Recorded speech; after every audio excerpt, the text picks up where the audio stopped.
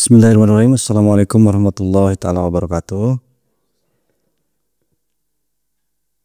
Innal hamdalillah nahmaduhu wa nasta'inuhu wa nastaghfiruhu wa na'udzu billahi min shururi anfusina wa min sayyiati a'malina may yahdihillahu fala mudhillalahu wa may yudhlil fala hadiyalah. Amma ba'd. Assalatu wassalamu ala Rasulillah wa sallam. Terima kasih sebelumnya Bapak kepada Jemaat Ahmadiyah Bandung Tengah yang telah mengundang saya. Sebelumnya perkenalkan, saya Leon Rohendi. Saya tahu Ahmadiyah itu sejak tahun 2011 dulu. Jadi udah cukup lama. Waktu itu lagi hangat-hangatnya proses diskriminasi kali ya Pak ya. Kalau saya lihat 2011 saya sambil belajar. Oh Kang ini juga siapa lagi? Kang Hakim. Alhamdulillah saya banyak kenal dengan Ahmadiyah khususnya di Kota Bandung ini. Saya mengikuti perjalanan Ahmadiyah. Nah dari itu karena kebetulan juga fokus tadi saya di bidang keagamaan, terutama dekade hari ini di S2 saya yang kedua kalinya, yaitu soal kelompok keagamaan, maka saya memandang Ahmadiyah ini memang sangat-sangat unik begitu. Nah kemudian penelitian terakhir ini sebenarnya secara judul akademis, secara judul ilmiahnya itu esoterisme Jemaat Ahmadiyah gitu.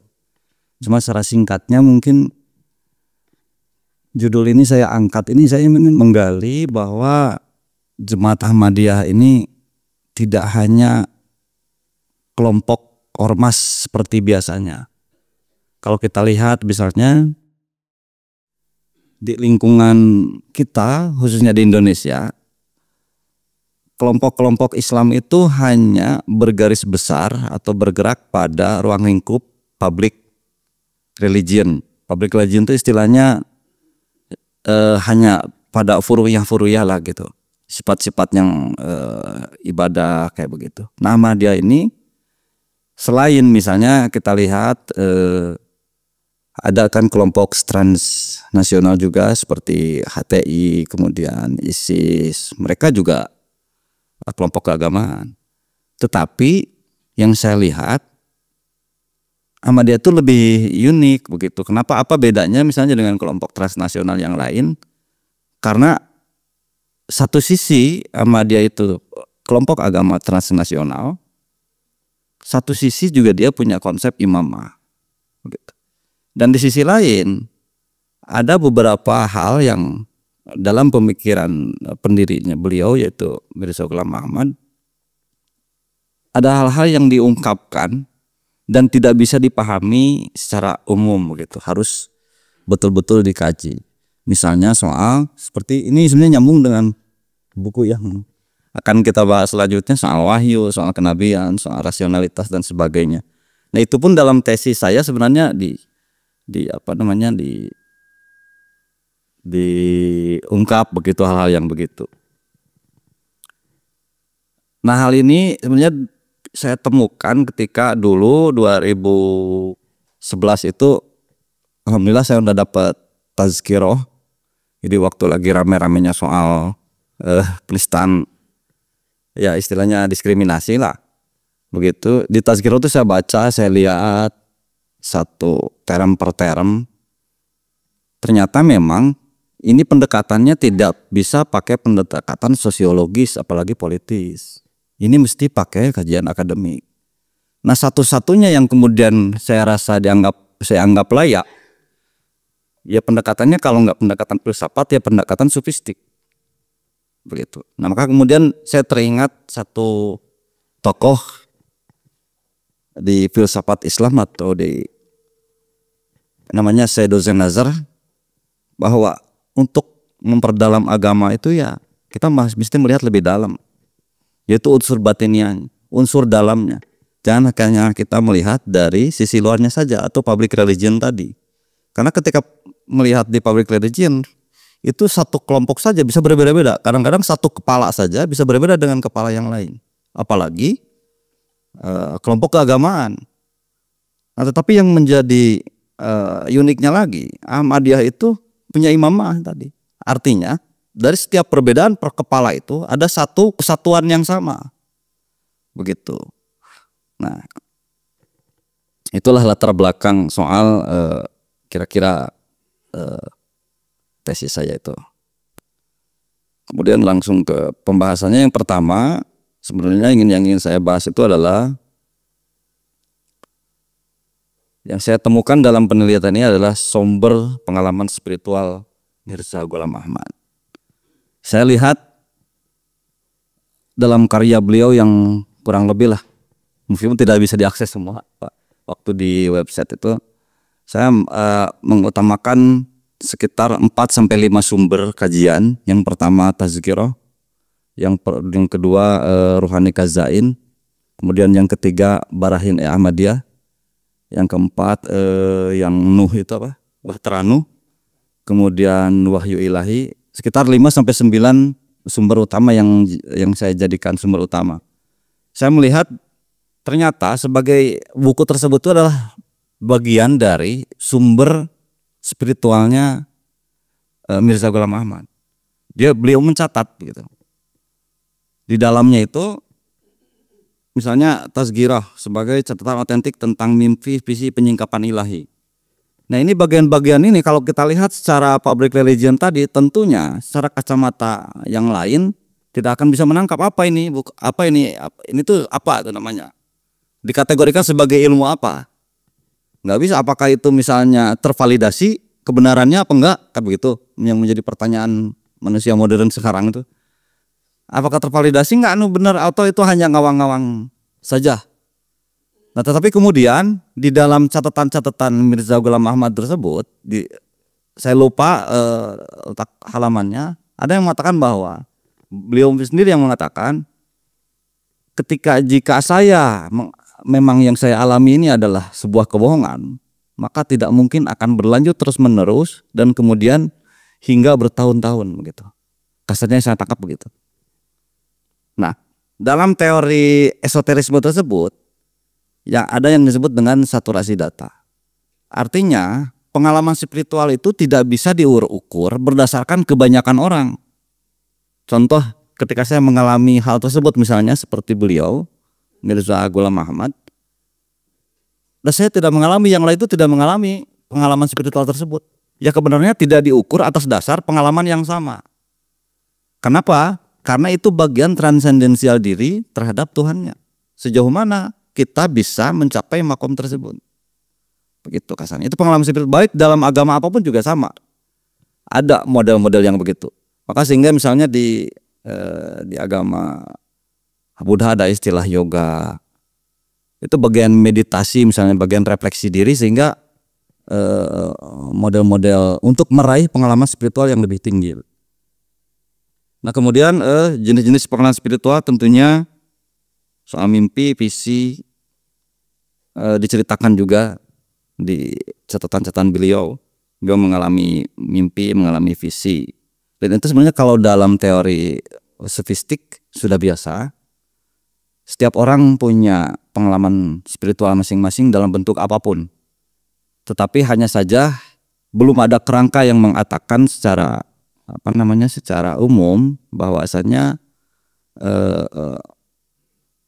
hal tersebut adalah bagian dari sesuatu hal yang sifatnya ilmiah dalam ruang lingkup agama. Maka istilah esoterisme ini memang karena baru muncul pasca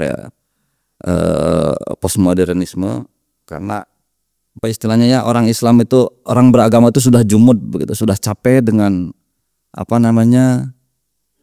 konflik-konflik, persoalan-persoalan keagamaan, yang agama itu menjadi isu sosial yang menarik, enggak juga dihilangkan juga tidak, tapi terus hidup begitu, seolah dirawat begitu, seperti ya memang dirawat begitu isu-isu keagamaan ini. Nah, kajian ini sebenarnya di akademik sudah mulai masuk di ruang akademik, sehingga ini membuka cakrawala baru, membuka pendekatan baru bagi kita semua untuk melihat bagaimana seseorang atau suatu kelompok beragama gitu. Yang kemudian yang selanjutnya adalah soal perjalanan spiritual. Nah, Mirza Ghulam Ahmad juga kalau dalam istilah sufistik, beliau adalah seorang salik, yaitu seorang yang mendalami agama, tidak hanya mengkaji agama dari sisi fikihiyah, kemudian dari sisi hukum, ketatanegaraan, tapi beliau seorang salik.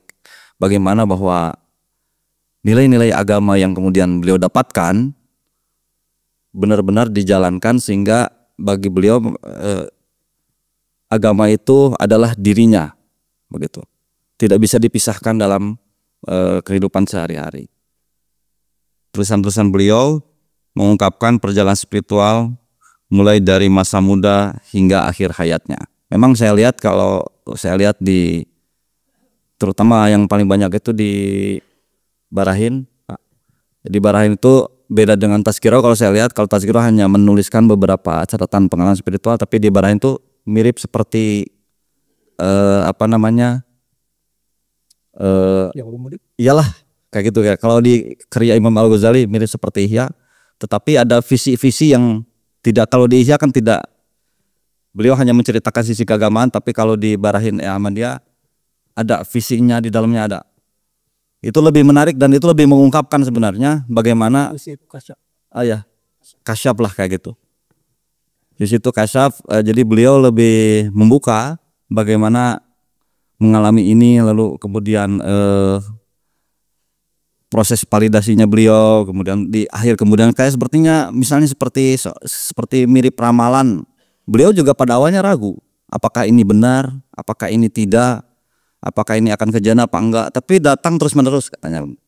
Sehingga misalnya seperti kasus mau runtuhnya seorang raja begitu, dan itu teralami betul begitu. Nah, kemudian yang selanjutnya adalah soal kekhalifahan. Seperti yang tadi saya katakan, Ahmadiyah itu punya suatu sistem yang namanya khalifah. Kalau misalnya Ahmadiyah dianggap sebagai ormas yang biasa-biasa saja, seperti halnya misalnya transnasional yang lain, juga sama memiliki khalifah Syiah misalnya salah satunya. Tetapi tidak ada satu kelompok agama yang punya klaim tadi soal wahyu, soal kenabian apalagi. Itu nggak ada satu kalau kita lihat, nggak ada kelompok agama yang lain yang punya klaim itu. Ini menjadi hal yang paling unik menurut saya. Mana ada kelompok yang berani seperti Ahmadiyah sebenarnya. Dan ini bagi saya ya bukan model baru ya, karena udah lama temuan baru begitu. Ini nggak bisa dianggap sepele. Kalaupun misalnya ada yang berani buktiin, yang bisa nyaingin lah kasarnya gitu. Seperti apa, nggak ada yang punya klaim itu. Lalu kemudian tercatat misalnya secara data karya-karyanya, lalu kemudian secara sejarah kita bisa gali dalam beberapa bahasa. Nah itu saya pikir menjadi bagian yang penting untuk diungkap. Kemudian dalam menafsirkan ajaran agama, memberikan fatwa, mendapat hukum, pimpin Jemaat Ahmadiyah dalam yang jadi persoalan penting dari khalifahan ini adalah bahwa seorang khalifah di Ahmadiyah yang saya temukan adalah sebagai penerus otoritas spiritual, tidak hanya sebagai pemimpin kelompok. Artinya seorang khalifah di Ahmadiyah itu juga memiliki makom spiritual. Seperti kalau misalnya di kita itu di lokal Jawa Barat itu ada kajian tirakat itu ada Abah Anom, Abah Aos. Itu jadi khalifah di Ahmadiyah itu yang saya lihat adalah juga sekaligus pemimpin spiritual. Begitu. Sehingga setiap ajaran atau fatwa yang diberikan punya nilai-nilai spiritual bagi Jemaat Ahmadiyah. Kemudian yang selanjutnya adalah soal jihad dan toleransi. Nah ini juga tidak kalah penting, menarik. Kenapa? Karena menurut Mirza Ghulam Ahmad, jihad di sini adalah jihad tanpa senjata.